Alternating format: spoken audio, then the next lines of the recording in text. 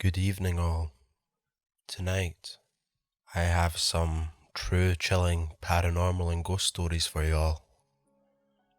So please sit back, relax, and enjoy. Number 1. I was at a friend's house for a sleepover one night. Their house was old early 1900s. Her brothers always said they saw an older woman in the basement. I just assumed they were being dicks. One night, I woke up to loud talking and could hear everyone in the kitchen. I looked over where my friend was sleeping and she wasn't in her bed. Assuming she had gone downstairs for breakfast, I didn't realise at the time she was actually in the bathroom. So as I walked down the stairs, the voices got louder. Just general chit-chat, and I could smell bacon, eggs cooking. I could hear the bacon sizzle. But as soon as I touched the bottom step, all the sounds disappeared. There was no smell. I walked into the kitchen. All the lights were off. Stove was cool. Nowhere to be found. I went back upstairs to find my friend. As I walked up the steps, she was coming out of the bathroom. I told her what had happened, and she told me I was dreaming. The next morning, I was up before her, so I know she never mentioned it to her older brother. But he scolded us for being so loud in the kitchen so early in the morning. That house just gives me the creeps. They moved. Whoever it was moved with them also. Their new house still gives me the creeps, and multiple people have seen the older lady in various parts of the house. Even new friends who haven't heard about her before can describe what she looks like. Number 2. I worked at a movie theatre for a few years in high school. Throughout my time there, I was always told of the ghost names Fred who haunted Screen 5. There were always weird things happening in that theatre. Screen randomly flickering despite changing projectors. Colder in there than anywhere else. Stuff like that. The doors to the building would randomly open and close sometimes too.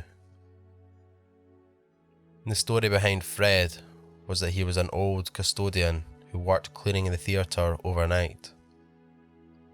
He was very religious and kept a rosary with him. He died of a heart attack, and somehow his rosary ended up hanging next to projector 5. A few years later, the theatre remodelled, and one of the managers took the rosary as a joke.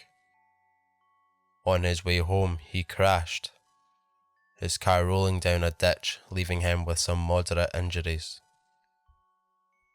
The very next day, the rosary was back hanging by the projector, with no one knowing how it got there. Number 3. My family and I had just moved into a new house, and I began getting these reoccurring dreams where I would enter into a dark square room with only one door at the other side, nothing else. I could always feel this dark presence behind me, but I was always too scared to look. I usually woke up just before I entered through the first door, but there was one night where it was different. That night, I stayed in my dream long enough to enter through the first door. Nothing happened. I looked around the second room. It looked exactly as the first. There was nothing around except for a door at the other side of the room. I could feel the dark presence following closely behind me as I made my way to the door. As I entered the third room, I noticed there was no door at the other side. I quickly turned around to try and run back to where I came from, but the door slammed shut. Suddenly, I feel several sharp stabs piercing through my back. I woke up then drenched in my own sweat. As it was summertime during the period I had these reoccurring dreams, I went out to the pool a lot with some other neighbourhood friends. Shortly after I had that dream, I went swimming again with said friends, and they pointed out a huge cluster of marks on my back. I went home and did the 2-mirror thing to view my own back, and sure enough, there it was. This was nearly 15 years ago, and the marks have faded quite a bit, but they are still visible. Number 4. Growing up, I would live with my mother during the school year and live with my dad during the summer. I would say when I was maybe 5 or 7 was when my dad ended up meeting my stepmom, and they ended up living together at my stepmom's place. The house that she lived in had been, I guess, owned by their family for 196 years at the time. It's an old house out in the rural America. All I knew was that it was old as shit. The earliest memories I can recall from the first summer I ended up staying there, I just had this eerily feeling over me constantly, and especially during the evening and night time. Like that of a decaying feeling. The only way I could imagine describing the feeling is that of someone being told after 20 years of what they felt was a happy marriage, suddenly their spouse is divorcing them, and it's final. The sadness, hurt, anger, and other emotions that would follow is what I felt in that house, except it wasn't a separation of marriage that caused it, but of death. Something or someone had died in that house a long time ago and refused to move on, regardless if time and other factors would move on with it. That's how it felt to me. Anyways, fast forward a few years later. My stepmom becomes pregnant with my second sister and my dad's first daughter. So, in preparation, they ended up having an addition put on the house so they can have their own place and my future baby sister could have her own place. Meanwhile, my stepbrother and I shared a room. I didn't live there year round, so it made sense. That's when everything started. I just remember when we came back to live in the house after the addition was put in. It was immediately exciting to see the big changes that had been done to the house and see how they were going to set up the room for my future baby sister and all that jazz. The first night back there, I honestly think changed me. I used to, before then, was a heavy sleeper to the point I would snore and would wake everyone else up before myself. Today, I am such a light sleeper, it's disgusting.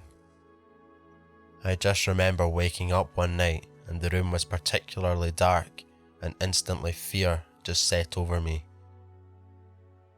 Just to give some brief background info on me at the time, I was probably 5 foot something and weighing a hardy 170 pounds probably. I was a fatty growing up.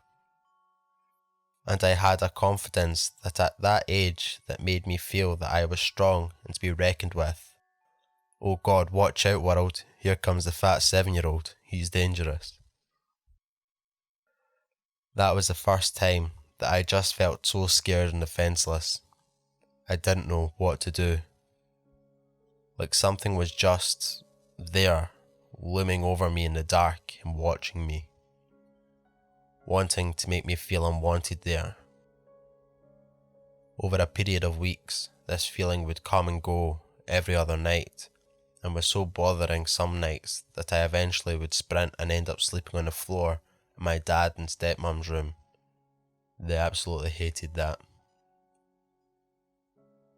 Well, sure enough, a month later, I overheard my dad and stepmom talking, and come to find out, my dad had also been having sleep issues as well.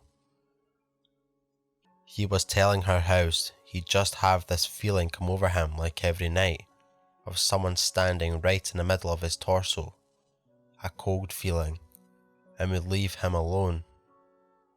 Makes sense why he suddenly started to forget to turn the TV off at night to give some sort of distraction from what he knew and what I knew our minds would turn to when we would lay down at night. To top it off, my stepbrother at this time began to have an imaginary friend that would play toys with him. My stepmom decided to ask my stepbrother one day about his special friend and wanted to know about him.